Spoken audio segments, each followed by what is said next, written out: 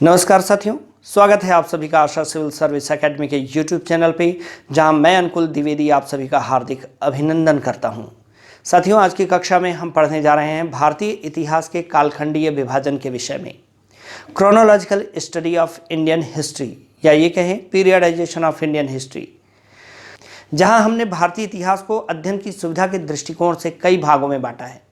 देखा जाए साथियों तो मानवीय सभ्यता के आरंभ से लेकर तब तक जब तक कि एक सुविकसित सुसंस्कृत समाज की स्थापना होती है, हमने मानवीय विकास के आधार पर इतिहास को कई भागों में विभाजित किया है। जैसा कि हम यहाँ देख सकते हैं कि भारतीय इतिहास के कालखंडीय विभाजन के तहत यहाँ हमने भारतीय इतिहास को 3 भागों में विभाजित कर रखा है, जिसमें जो सबसे पहला चरण है जिसे हम प्रागैतिहासिक काल कह रहे हैं, दूसरा चरण जिसे आद्य ऐतिहासिक काल कहेंगे, और तीसरा चरण जिसे ऐतिहासिक काल कह के विहित किया जाता है। मानवीय इतिहास को 3 चरणों में बांटने का आधार पूर्ण रूप से मानवीय सभ्यता का विकास है, मानवीय समाज का विकास है। लेकिन कुछ बातें और भी हैं जिनके आधार पर हमने इतिहास को बांटा है, जैसे वह काल जिस काल से हमें किसी भी प्रकार के लिखित साक्ष्य प्राप्त नहीं होते हैं, वह काल जिस काल से हमें किसी भी प्रकार के लिखित साक्ष्य प्राप्त नहीं होते हैं, उसे हम प्रागैतिहासिक काल यानी प्री हिस्टोरिक एज के अधीन रखते हैं। और वह काल जिस काल से हमें लिखित साक्ष्य तो मिलते हैं किंतु हम उन्हें पढ़ पाने में सक्षम नहीं हैं, उसे हम आद्य ऐतिहासिक काल या प्रोटो हिस्टोरिक एज के अधीन रखते हैं।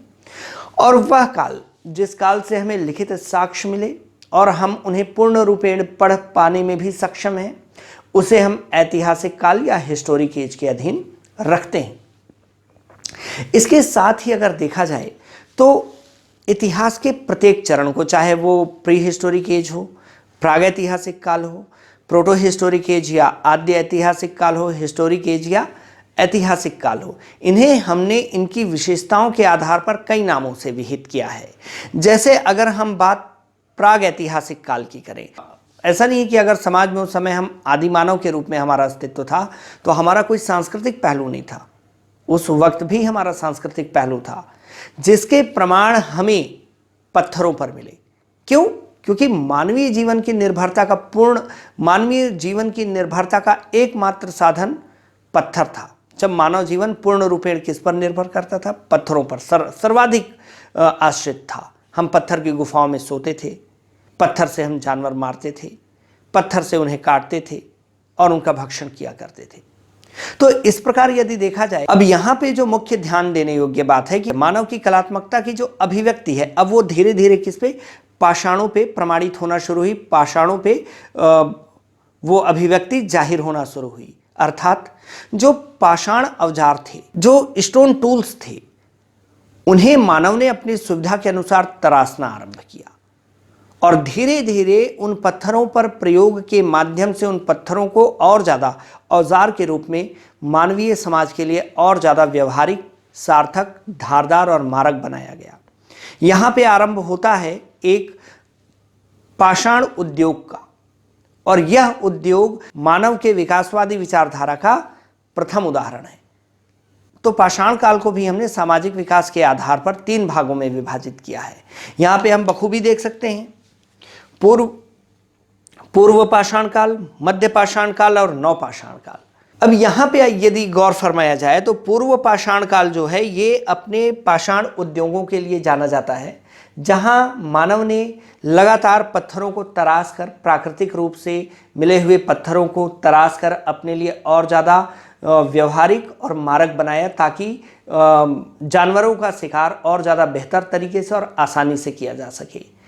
हालांकि हम इनके बारे में भी पॉइंट टू पॉइंट बिल्कुल डेप्थ में जाएंगे, लेकिन अभी हम सिर्फ और सिर्फ भारतीय इतिहास का कालखंडीय विभाजन देख रहे हैं, जहाँ पे हम हर चरण के कालखंड के बारे में जानेंगे, ना कि किसी भी चरण पे हम डीप में जाएंगे। तो यहाँ पे सिर्फ आपको हम ये बता रहे हैं कि जो पूर्व पाषाण काल है, जिसे हमने पैलियोलिथिक एज कहा है, तो पैलियोलिथिक एज को भी हम 3 भागों में विभाजित करते हैं, जिसमें देखिए निम्न पूर्व पाषाण काल, पैलियोलिथिक एज के अधीन या पूर्व पाषाण काल के अधीन कौन सा आ रहा है? निम्न पूर्व पाषाण काल। निम्न पूर्व पाषाण काल जो है वो 25 लाख ईसा पूर्व से लेकर के 9 लाख ईसा पूर्व तक अस्तित्व में रहा। कब से कब तक? 25 लाख से लेकर 9 लाख ईसा पूर्व तक अस्तित्व में रहा। यानी देखा जाए तो ये मानवीय सभ्यता का या मानवीय समाज का सबसे लंबा काल रहा है। वहीं अगर देखा जाए तो काल की अपेक्षा अगर हम बात करें तो विकास का जो दर रहा है, जितना लंबा इसका समय रहा, विकास का दर भी उतना ही धीमा रहा है। फिर इसके पश्चात आता है मध्य पूर्व पाषाण काल या मिडिल पैलियोलिथिक एज। तो मध्य पूर्व पाषाण काल का जो समय रहा है वो 9 लाख ईसा पूर्व से लेकर के 40,000 ईसा पूर्व, लगभग 8,60,000 वर्ष का काल रहा है। और इसके पश्चात आया उच्च पुरा पाषाण काल, उच्च पूर्व पाषाण काल या अपर पैलियोलिथिक एज। इसका कालखंड 40,000 ईसा पूर्व से लेकर 10,000 ईसा पूर्व तक रहा। देखिए आप यहाँ पे हम बखूबी देख सकते हैं कि जैसे जैसे इतिहास का चक्का, इतिहास की गाड़ी आगे बढ़ रही है, वैसे वैसे कालखंडों का जो अंतराल है वो छोटा होते जा रहा है, कालखंड छोटे होते जा रहे हैं। और साथियों जैसे जैसे हम और आगे बढ़ेंगे, जैसे जैसे कालखंड छोटे होते जाएंगे, वैसे वैसे विकास की दर और ज़्यादा तीव्र होती जाएगी। तो यहाँ पे हम देख सकते हैं कि उच्च पूर्व पाषाण काल या 40,000 ईसा पूर्व में आरंभ होकर के 10,000 ईसा पूर्व में जब ये खत्म हुआ, तो इसका खत्म होते ही इतिहास का जो अगला चरण आरंभ होता है वह है, देखिए यहाँ से हम आते हैं किस पे? मध्य पाषाण काल पे। अब ये जो मध्य पाषाण काल है ये अपने पाषाण औजार से बाहर निकल के कई मायनों में और भी मानव थोड़ा सांस्कृतिक होने लगा था।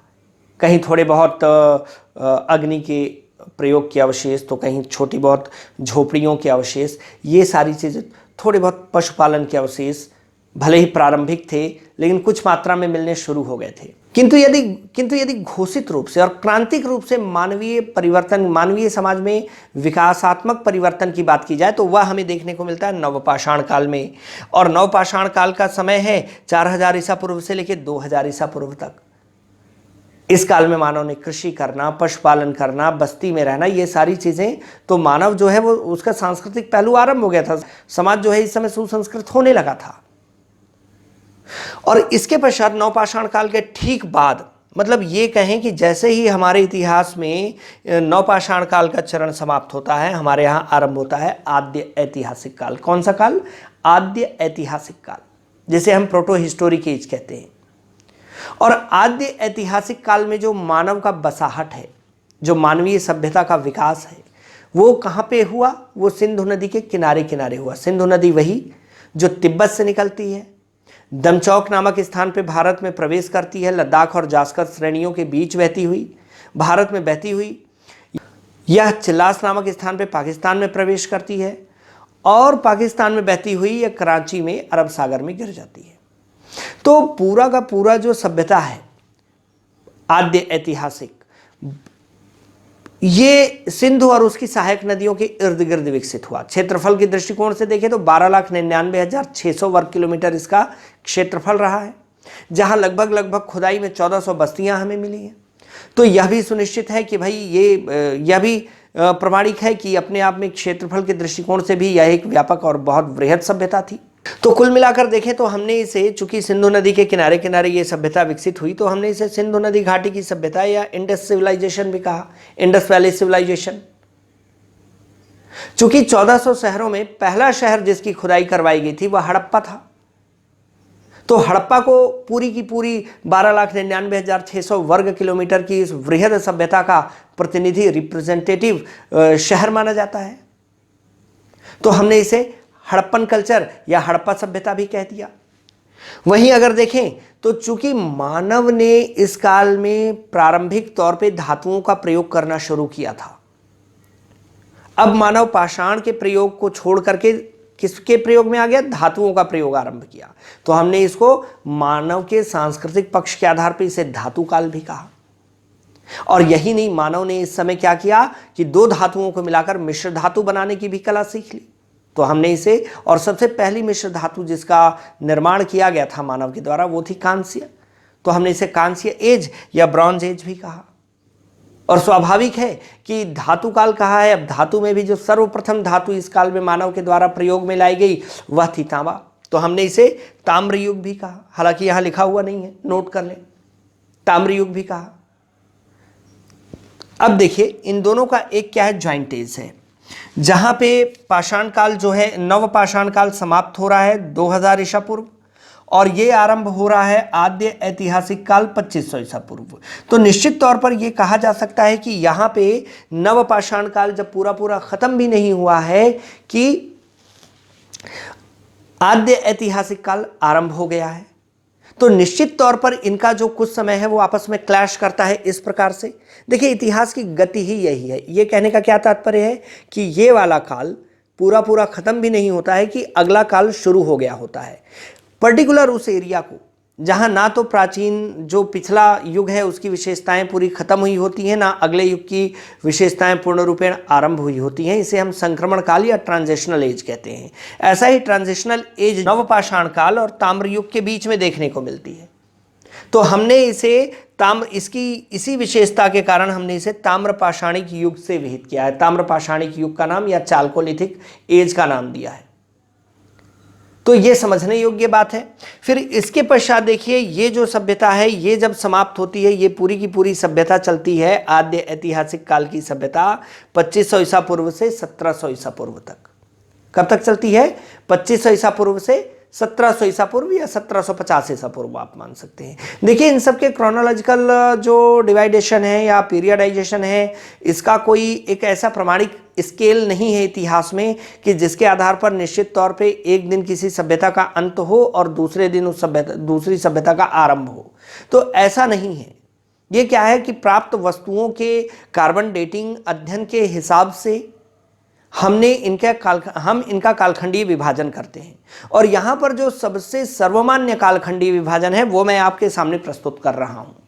फिर जैसे ही आद्य ऐतिहासिक काल खत्म होता है 1700 ईसा पूर्व, 1500 ईसा पूर्व ऐतिहासिक काल का प्रथम चरण यानी प्राचीन भारत आरंभ हो जाता है।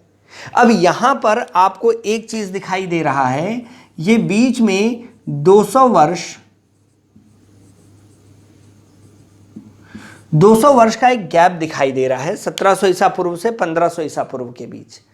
इसे हम इतिहास का अंध युग कहते हैं, क्योंकि इस बीच में मानवीय सभ्यता का कोई कनेक्शन मिला ही नहीं। वास्तव में देखा जाए तो आद्य ऐतिहासिक काल और प्राचीन भारत ही वो युग है जिसके बीच में कोई ट्रांजिशनल एज नहीं रहा है प्रमाणिक तौर पे, क्योंकि बहुत सारी ऐसी भिन्नताएं हैं जिसमें प्राचीन भारत और आद्य ऐतिहासिक काल मात्र 200 साल के अंतर पे ये एक खत्म होती है और एक शुरू होती है, लेकिन दोनों में जमीन आसमान का फर्क है। इसलिए ये माना जाता है कि इन दोनों में कोई संबंध रहा ही नहीं। दोनों की सांस्कृतिक विशेषताओं में बहुत बड़े अंतर हैं।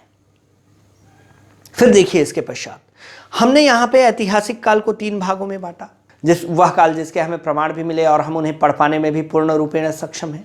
तो यहाँ पर आप देख सकते हैं कि यह जो ऐतिहासिक काल है, हिस्टोरिक एज को हमने 3 भागों में विभाजित किया। वो 3 भाग कौन कौन से हैं? प्राचीन भारत, मध्यकालीन भारत और आधुनिक भारत। प्राचीन भारत, मध्यकालीन भारत और आधुनिक भारत। देखा जाए तो जो प्राचीन भारत है उसकी तिथि की यदि हम बात करें तो प्राचीन भारत आरंभ होता है 1500 ईसा पूर्व से और चलता है 1192 ईस्वी तक। देखिए यहाँ पर जो थोड़ा सोचनीय है, जो ध्यातव्य, ध्यान देने योग्य जो मुद्दा है वो ये है कि प्राचीन भारत की मूल विशेषताएं आरंभ होती हैं 1500 ईसा पूर्व से, और देखा जाए तो पूर्ण रूपेण जो शुद्धतम रूप में प्राचीन भारतीय इतिहास की जो सांस्कृतिक और सामाजिक विशेषता है वो 8वीं शताब्दी तक ही हमें देखने को मिलती है। इसके बाद क्या होता है? प्राचीन भारतीय इतिहास का डाउनफॉल आरंभ होता है, पतन आरंभ होता है। इस समय बहुत सारी मिश्रित सभ्यताओं का जन्म होता है, मिश्रित संस्कृतियों का जन्म होता है। यही नहीं, अरबी आक्रमण भी आरंभ हो जाते हैं, जिससे क्या होता है पूरा जो संस्कृति है हौस-पौस होने लगता है। लेकिन अगले युग को आरंभ होने में समय था। तो वो काल जहां पूरा का पूरा प्राचीन भारत की विशेषताएं खत्म भी नहीं हुई हैं और मध्यकालीन भारत की विशेषताएं आरंभ भी नहीं हुई हैं, वो काल जो है वो 8वीं शताब्दी से लेकर 12वीं शताब्दी तक हमें देखने को मिलता है। हालांकि उसे हम रखते प्राचीन भारत के अधीन ही हैं, क्योंकि ज़्यादा जो विशेषताएं हैं वो प्राचीन भारतीय विशेषताएं ही हैं। तो हम यहाँ पे बल्कि इस काल को पूर्व मध्यकाल के नाम से भी विहित करते हैं, या हम इसको सीधे सीधे क्या कह देते हैं? राजपूत काल कह देते हैं, क्योंकि भैया इस काल की जो एक बड़ी विशेषता रही है, भारत में राजपूत राजवंशों का उदय रहा है, जहाँ परमार, चौहान, चालुक्य, ऐसे बहुत सारे जो राजपूत राजवंश हैं, चंदेल, ये राठौर, सिसोदिया, ये सब अस्तित्व में आए। और एक पक्ष है इतिहास में जहां इनका भी भरपूर अध्ययन किया जाता है। तो इस काल को हमने किस में रखा है? राजपूत काल। वैसे देखा जाए तो उत्तर प्राचीन काल या पूर्व मध्यकाल के नाम से विहित किए जा सकते हैं। फिर इसके पश्चात आता है मध्यकाल। अब मध्यकाल जो है ये 1206 ईस्वी से आरंभ होता है। कब से आरंभ होता है? 1206 ईस्वी से आरंभ होता है और 1707 ईस्वी तक चलता है। अब इसे भी हमने अध्ययन की सुविधा की दृष्टिकोण से देखिए 2 भागों में विभाजित किया है। एक भाग है हमारा सल्तनत एज, जिसे हम 1206 ईस्वी से लेकर 1526 ईस्वी तक रखते हैं। इसमें सल्तनत काल के विभिन्न राजवंश जैसे गुलाम, खिलजी, तुगलक, सैयद, लोदी के बारे में पढ़ा जाता है। वहीं जैसे ही लोदी वंश समाप्त होता है 1526 में बाबर के आक्रमण से, वैसे ही मुगल काल आरंभ हो जाता है। तो मुगल काल जो है वो बाबर के सिंहासनारोहण 1526 से लेके औरंगजेब की मृत्यु यानी 1707 तक चलता है। अब 1707 के पश्चात भारत में एक नई विशेषता हमारे समाजों में शुरू होती है, वो होती है आधुनिक कालीन विशेषता। वैसे देखा जाए तो आधुनिक काल का अध्ययन हम भारत में यूरोपीय कंपनियों के आगमन से करने लगते हैं। लेकिन यदि देखा जाए तो यूरोपीय कंपनियों का आगमन तो सबसे पहले जो पुर्तगाली कंपनी हमारे देश में कालीकट में आई थी वो 1498 में आई थी। तो 1498 यानी किसका काल था? यहां पे देखिए तो लोदी वंश, सिकंदर लोदी, सल्तनत कालीन युग था। और धीरे धीरे करके वो भारत में बसते गए, धीरे धीरे उनका प्रभुत्व स्थापित होता गया। और जैसे ही मुगल काल में मुगल कालीन शासकों का प्रभुत्व कमजोर पड़ा, वैसे ही जो यूरोपीय थे उनका प्रभुत्व हावी होने लगा। अंग्रेज, फ्रांसीसी, पुर्तगालियों और डच कंपनियों के बीच संघर्ष चलते हैं। ये पूरा का पूरा यहाँ से आरंभ होता है आधुनिक भारत। अब जो आधुनिक भारत है वह हमारी आज़ादी की लड़ाई का इतिहास है। और ये पूरा का पूरा आरंभ होता है देखिए प्लासी की युद्ध 1757 से, और अपनी पूर्ण विशेषता के साथ यह 1947 में भारत देश की आज़ादी तक चलता है। तो साथियों, यहाँ पर जो हमने आपको बताने का कोशिश किया है वो केवल भारतीय इतिहास का कालखंडीय विभाजन है और इससे ज़्यादा कुछ भी नहीं। और ये बहुत आवश्यक हो जाता है तब जब हम भारतीय इतिहास का अध्ययन करते हैं, तो अध्ययन के हमें संदेहों से बचने के लिए, क्योंकि जब तक हमें भारतीय इतिहास का पूर्ण कालखंडीय विभाजन का ज्ञान नहीं होगा, इतिहास में संदेह हमें घेरे रहेंगे। और संदेह ही एक ऐसी चीज़ है जो इतिहास को बोझ बना देती है। तो उम्मीद करता हूं कि आपको ये वीडियो पसंद आएगा। और साथियों, यदि आपको ये वीडियो पसंद आए तो चैनल जरूर सब्सक्राइब करें, लाइक करें, शेयर करें, कमेंट करें और बेल आइकन दबाना ना भूलें, ताकि आपको हमारे चैनल के लेटेस्ट अपडेट्स यथाशीघ्र प्राप्त होते रहें। आप सभी बहुत मेहनत करें, शीघ्र अतिशीघ्र आपको आपका लक्ष्य प्राप्त हो। इसी कामना के साथ जय हिंद।